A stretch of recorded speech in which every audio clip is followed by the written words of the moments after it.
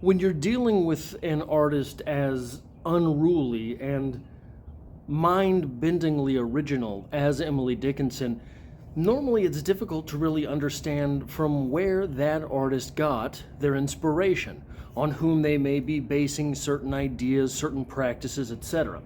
One artist that we can be absolutely positive that Emily Dickinson would have had access to would be William Shakespeare.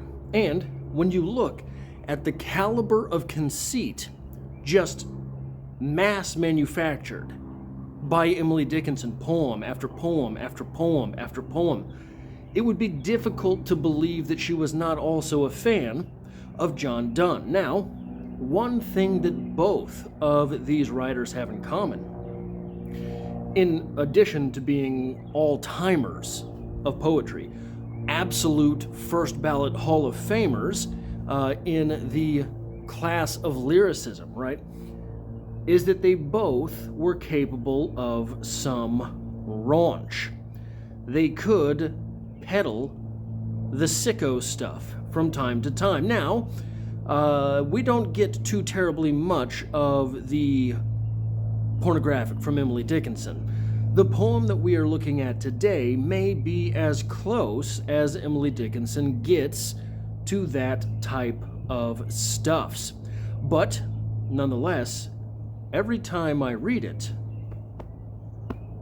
my little heart gets set aflame. My tender little ticker gets set aflame.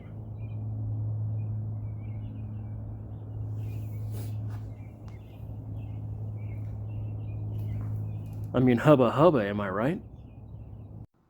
This video is part of 3 separate playlists here on the channel. Number 1 being obviously the Echoes of Emily playlist, but number 2 being a playlist of Emily Dickinson poetry discussions, and third, the general playlist for poetry discussions.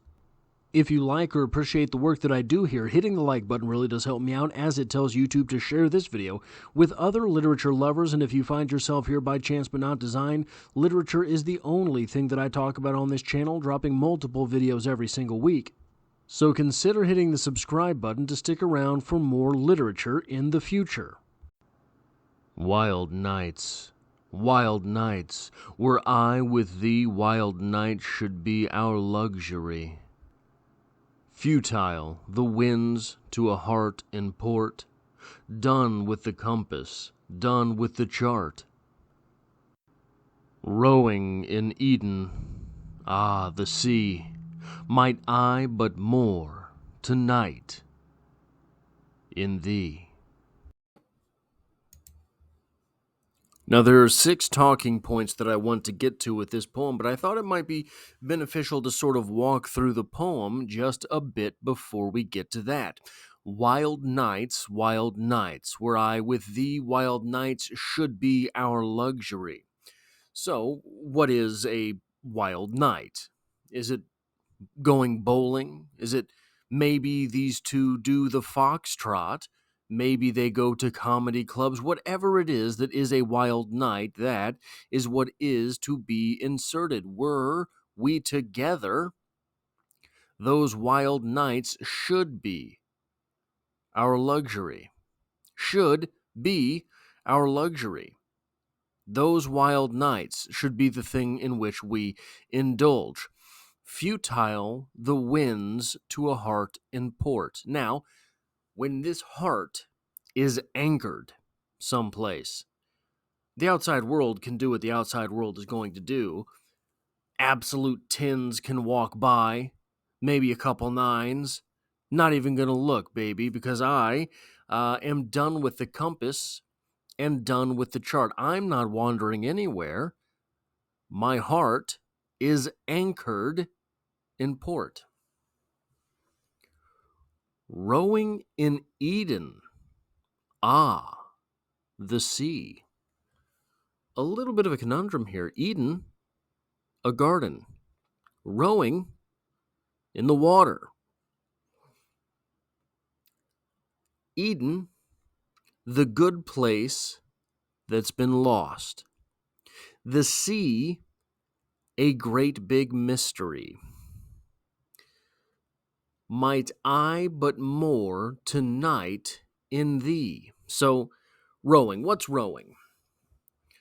Rowing is a repetitive back and forth motion. Could be, maybe, an up and down motion, depending on how you are emphasizing the motion in the ocean. Ah, the sea, the great big wet thing. Might I but more tonight in thee. Might I park myself in you tonight? I don't really have to explicate that any further, I don't think. So, when we're talking about talking points here, longing, wild nights, were I with thee, wild night should be our luxury. What a exquisite example of longing. We set up the fact that the were I with thee, our lovers are not together. Wild nights. When you think of wild nights, perhaps you do, but certainly I do not consider these to be social engagements. I would consider the nighttime to be the time betwixt lovers. Nighttime to be the time that the beloved are alone. Our luxury. What are luxuries? Those things in which we indulge. So, this is obviously a longing from our speaker. In fact, I don't think it gets, all of the poems that I know without falling into the tract of camp or sappy or outright ridiculous, I can't think of an expression more longing than this poem. Maybe not even just confined to poetry, but literature writ large. I don't think I can off the top of my head name a more stunning example of a longing heart. Do we have any reason here to believe that this love and this longing are requited? Do we have any reason to believe here that this love is returned to our speaker? There is no mention of wild nights that they have had. There is no mention of actual contact between the two. Everything is metaphorical.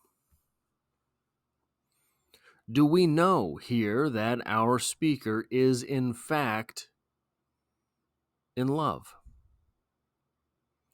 In love, meaning maybe there is some reciprocity there. Otherwise, you could love someone and not have it returned. But I think that in love sort of necessitates the return of love from the other. I don't know that we do.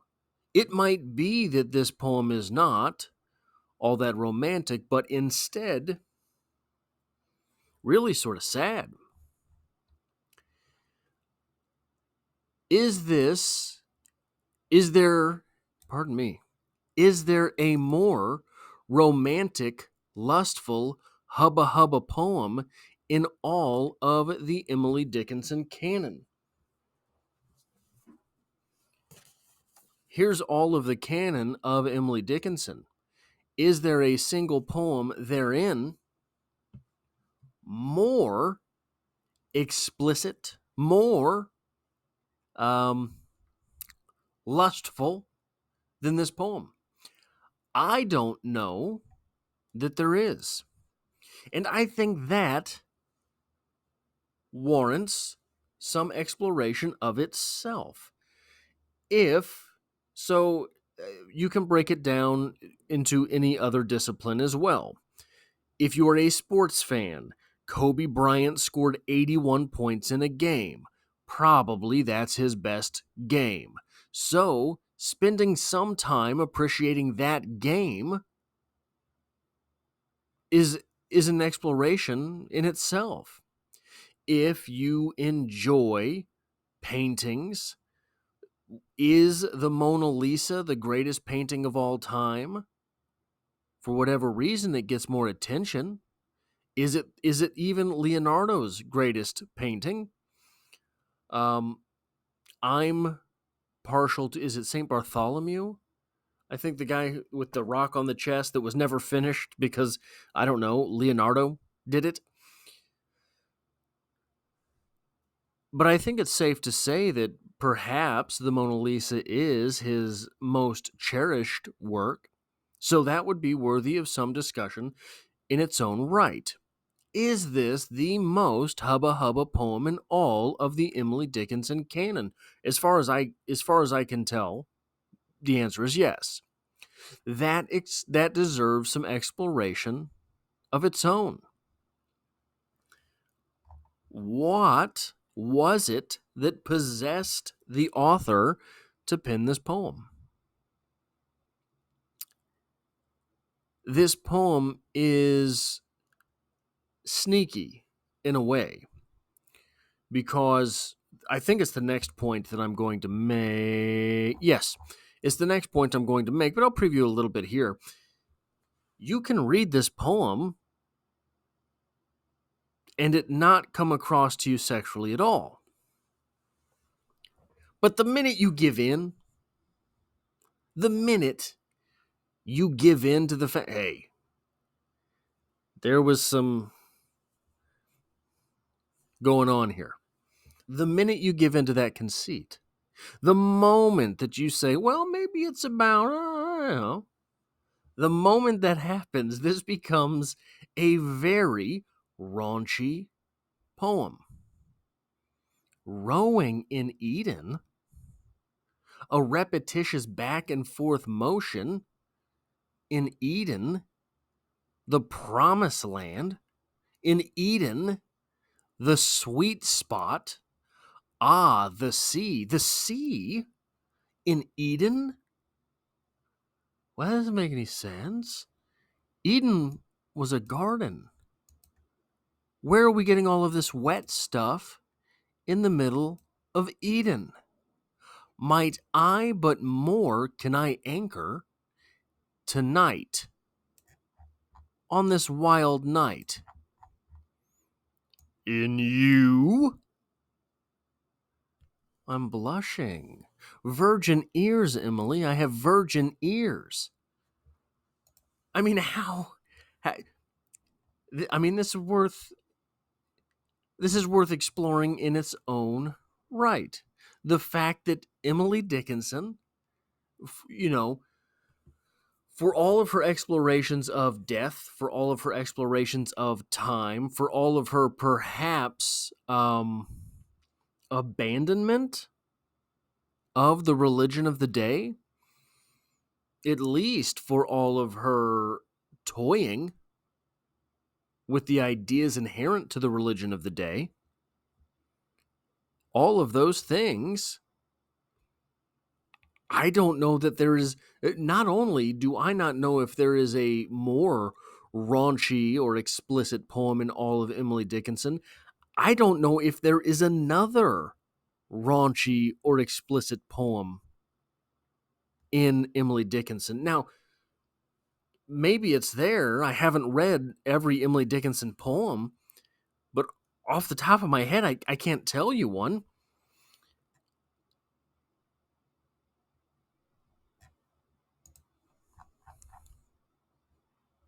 But is this actually an explicit poem?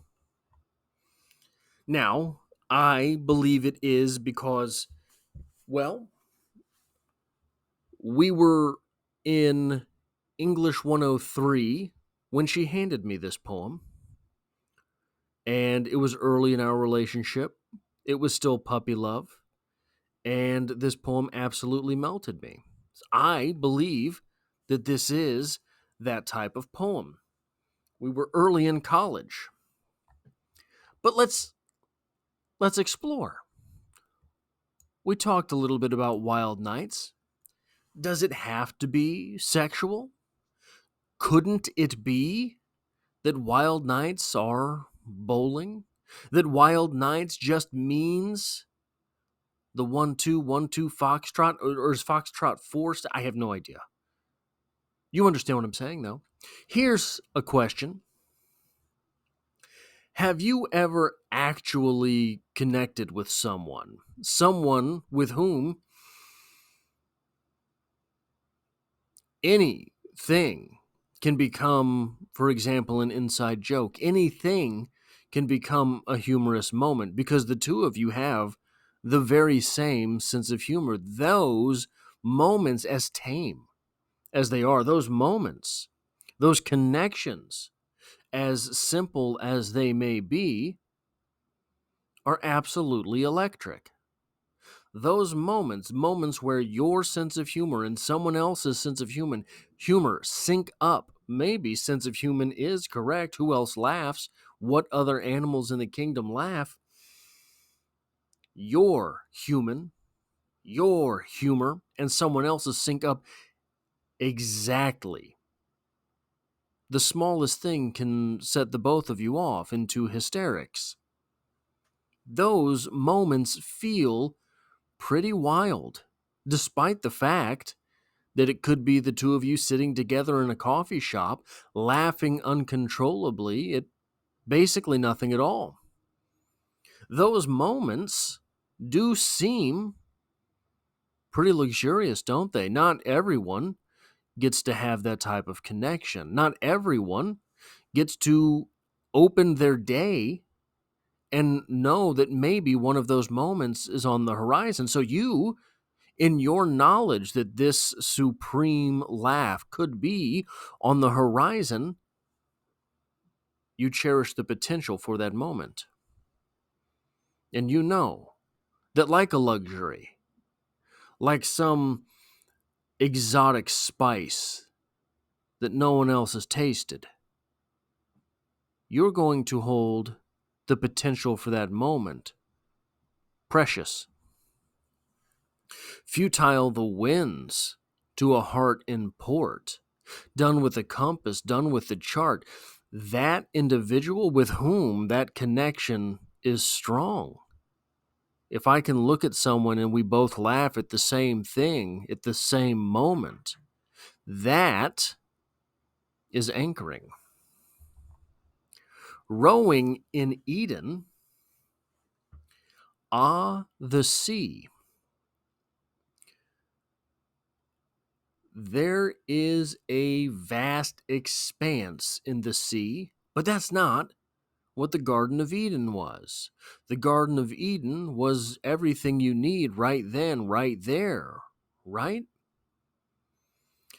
So that's to take it backwards. Let's go forward through it. Rowing in Eden.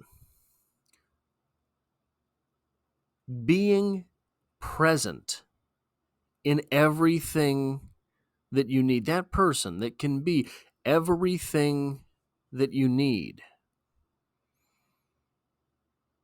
And you look out, and everything else is just the vast expanse. Might I but more tonight in thee? Maybe I'm just taking that in the wrong way. Might I exist tonight in you and me? The same way that we have connected at the coffee shop, the same way that we connected in the morning, when you stub your toe on the way to brush your teeth like every other morning, whatever it is, right? Those small experiences that become so large when you're with someone who means so much. Maybe this is not an explicit type poem. Maybe this is far more simple than that. Now, our luxury.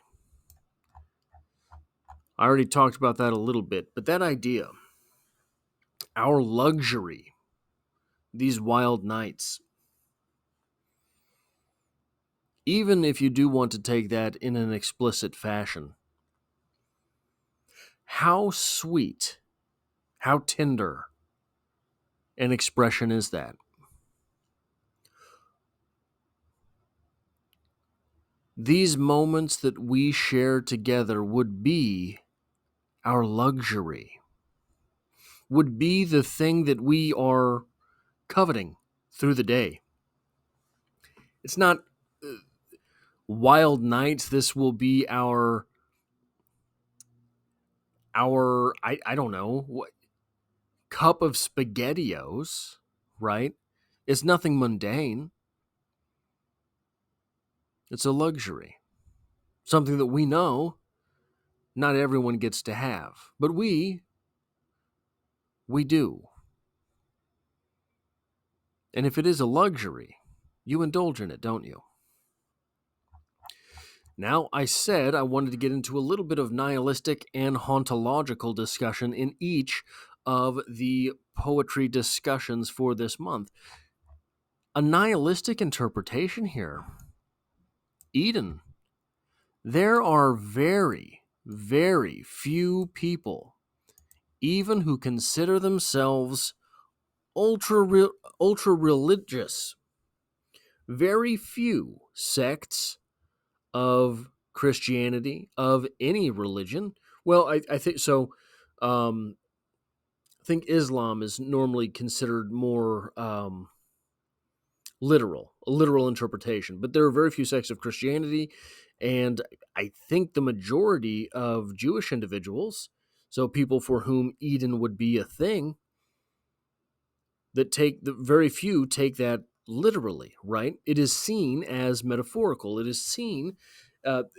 So the literal translation would be seen as fundamentalist, right? So most things, many things, I guess I should say, in a religious text for many people today are seen as metaphorical. So, in a nihilistic interpretation of this text, even for people who are pretty religious, I would say up to the 30th percentile, 80th percentile, 30th percentile of religious, even people up to that mark don't really consider Eden to be a literal place, a real thing. So, if we were to take a nihilistic interpretation of this poem, wild nights, were I with thee, wild nights would be our luxury, futile the winds to a hardened port, done with a compass, done with a chart, rowing in imagination. Ah, the sea.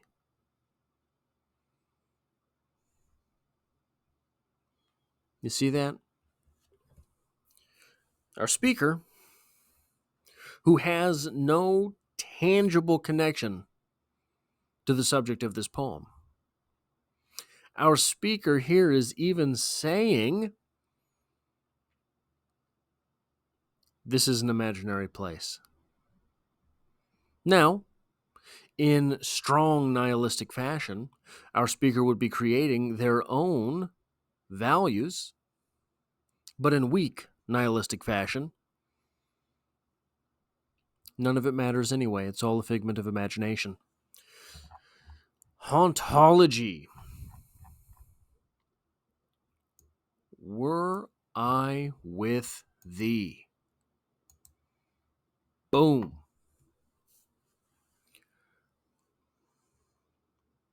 Hauntology deals a lot with ideas and things that are both present and not present. If you go back to the roots of hauntology, Spectres of Marx, Derrida says that I think this is where the idea from Derrida originates, that whenever we say a thing, we imply it's negative as well. So, but when you get a little bit past Derrida and Spectres of Marx into hauntological discussions, what that sort of strain of thought evolves into is that everything is both, well, hauntology deals with things that are both present and not present.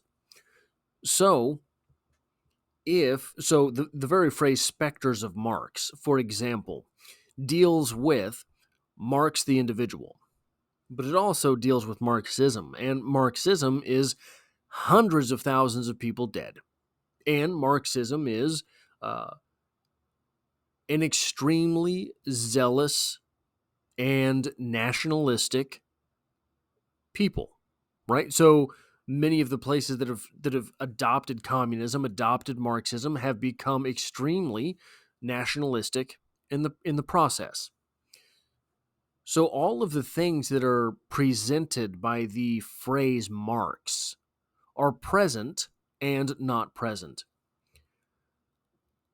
The subject of our poem, the in question, might I but more tonight in thee, the in question is both present, as in being spoken about, and not present, as in we are not with thee.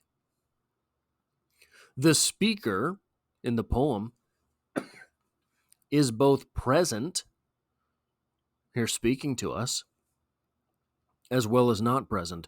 Are we the in question? Because if we are the in question, this text speaking directly to us means that our speaker is both present in this speech, but also absent because they are not here in person. One of the interesting things about this idea of the present and the not present, those things which both exist and do not exist at the same time, is that often what happens is they become stultifying. The idea of hundreds of thousands dead, millions dead because of Marxism should be a deterrent. The idea of a nationalistic people who are united in goals and patriotic, well, that's kind of compelling. This idea of not being with our lover, on some level, we're not together. I can't keep living this way. We have to have our own lives. But on some level, this sounds pretty nice, doesn't it?